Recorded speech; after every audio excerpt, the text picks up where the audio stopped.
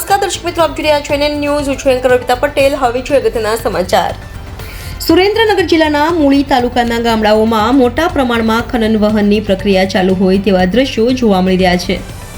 ત્યારે મૂળી તાલુકાના સરા ગામના ખારા ડેમમાં સફેદ માટીના મોટા જબરદસ્ત ખાડા કરીને ખનન વહન કરવામાં આવી રહ્યું છે અને રાત્રે અને દિવસ દરમિયાન સફેદ માટીના ઓવરલોડ ડમ્પરો ભરીને મોરબી સિરામિકને મોકલવામાં આવી રહ્યા છે. ત્યારે સરકાર દ્વારા યોગ્ય પગલાં લેવામાં નથી આવતા. શું મૂળી અને સુરેન્દ્રનગર જિલ્લાના અધિકારીઓને જાણ નથી કે જાણ હોવા છતાં આ ખાડા કામ કરવામાં આવી રહ્યા છે? ત્યારે મૂળી તાલુકાના મોટાભાગના વિસ્તારોમાં સફેદ માટી હોય કે પછી કોલસો હોય, રોકટોક વગર ખનન વહન પ્રક્રિયા ચાલુ હોય છે.